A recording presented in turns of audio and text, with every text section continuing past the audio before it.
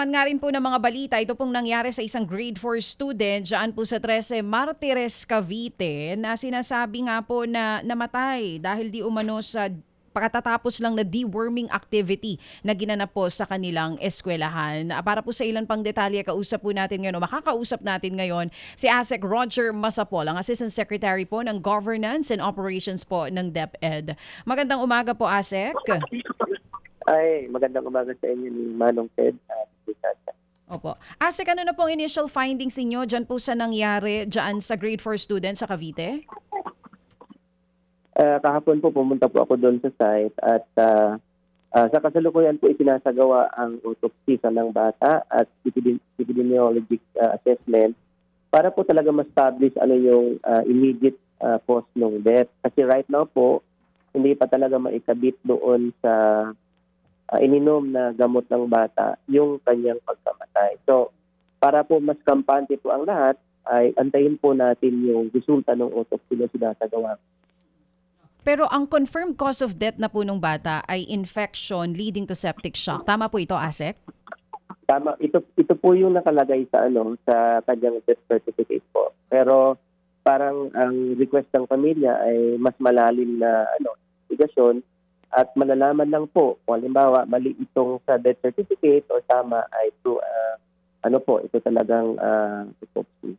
Mga ilang araw pa po ito aabutin, ASEC, bago po lumabas yung pong findings kung ano po talaga yung naging problema dito po sa pagkamatay ng bata? Well, tingin ko mabilis lang po yan at siyempre kailangan lumabas na yan bago ng Huwebes kasi Huwebes po yung na nakaschedule ng ng libing nung namatay na mag-aaral. Ang sinasabi rin po kasi sa balita, aside daw po dito sa namatay na grade 4 student, meron din daw pong 7 pang ibang mga estudyante ang nagkaroon ng adverse effects dahil daw po sa deworming. Ano pong komento nyo doon, ASEC? Well, tama naman po yun. 7 po, kasama po yung namatay. So, out of 1,800, more than 1,800 po na binigyan ng pampurga, 7 po ang nakaranas ng adverse effect, which is expected po sa mga ginagawang mga immunization. So dito po sa 7, yung pong 6 ay pumasok na po sa mga paaralan at dahil kinabukasan lang naman matapos mag-exhibit ng symptom ng adverse effect ay na-manage naman po ito sa kanilang pamamahay. So ito lang po yung isa, yung na-hospitalized and then eventually namatay. So yung pong adverse effect and kahit sa anong immunization ay mayroon po talaga ini-expect na mga adverse effect at manageable naman po talaga yung mga yun. Siguro maganda po, ASEC, muna, i-define natin itong deworming program ng DepEd. Doon tayo magsimula, no? Deworming program. Ano ho ba ito? Ano ba ang ina-administer sa bata? Ano ba ito? Ano bang uri ito ng pagpupurga? Manong Ted, salamat sa tanong. So, bali po yung deworming program, part po ito ng public health program ng DOH. Kaya po ina-administer ito sa DepEd kasi po ang aim natin, bago magsimula din ang aming school-based feeding program, kailangan po na deworm na yung bata.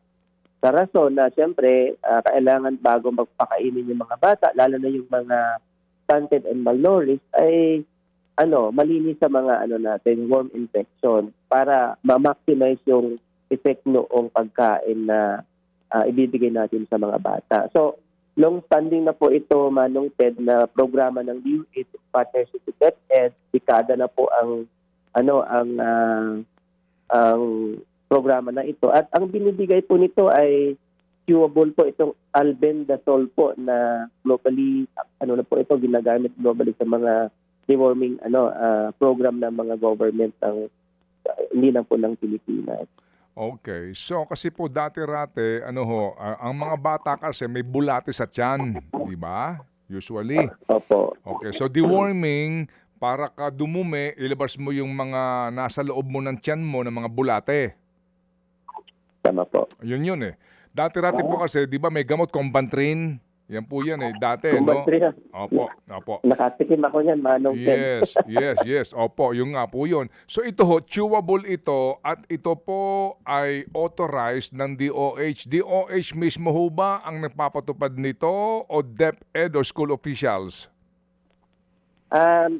Yung tablet po ay sinusupply po yan ng DOH. At Okay. sila yung nagpo-procure. At ito po binibigay sa mga LGU po. Mhm. At yung LGU po ang nagbibigay sa mga sa schools natin para i-administer yung deworming. Okay, sige po. And then ngayon, sir, ito po ay chewable. Nginunguya ito at nilulunok ng mga bata. At ito ho ba, bago po ito gawin, meron bang kaukulan pong kanya-kanyang para sa mga bakuna, kanya-kanyang pahintulot in writing ang mga magulang ng bata? Apo, Manong Ted, mayroon pong protocol na sinusunod ang DepEd in coordination with the LGU. Bago po magsimula ang deworming event, ay una, nagsisig po talaga ng written consent sa mga magulang. Number 2, nagkakaroon po ng rapid assessment sa mga bata at inaalam kung sino yung may lagnat, sino yung hindi maganda ang pakiramdam, at tinatanong din kung sino na yung mga kumain. So, lahat po yan ay nagawa bago po nung deworming. At kung sino malimba may lagnat o hindi maganda pakiramdam, hindi po binibigyan ng tableta at pinapauwi po sa bahay nila. Opo. At yung magulang na po yung mag-a-administer. Okay.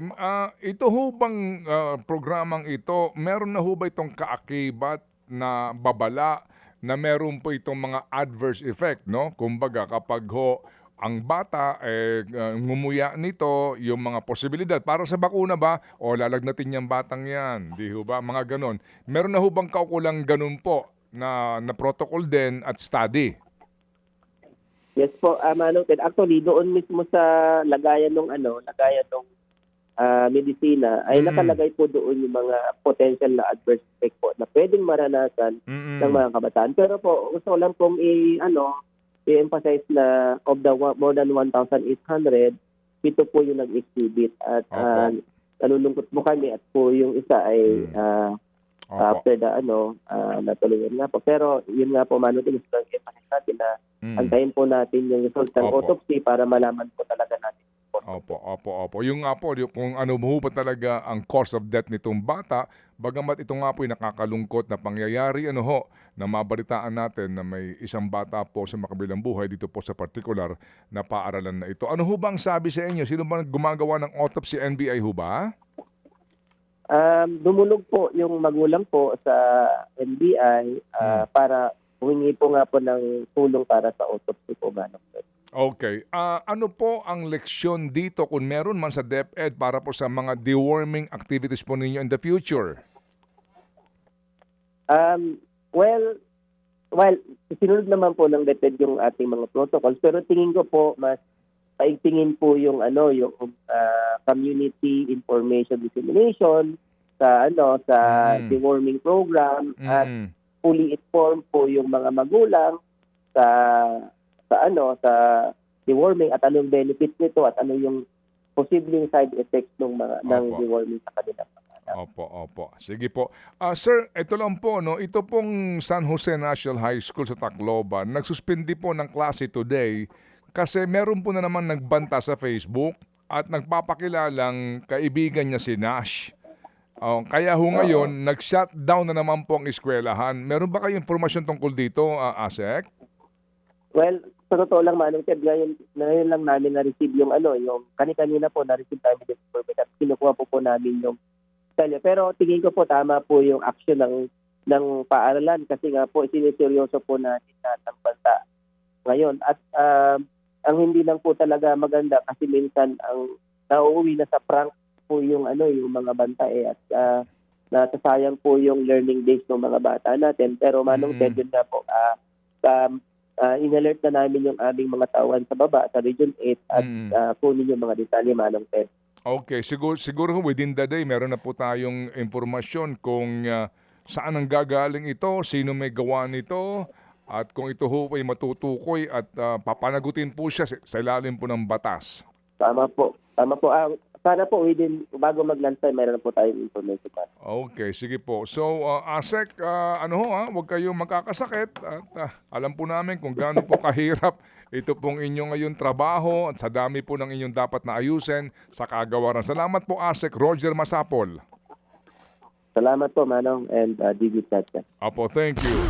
Mga kapatid, patuloy po kayong tumutok sa 105.9 True FM para sa totoong balita, impormasyon, music and entertainment. Mag-subscribe sa aming YouTube channel at podcast at sundan nyo kami sa Facebook, Instagram, X at TikTok sa True Network PH. Bisitahin din po ang aming official website, truefm.ph.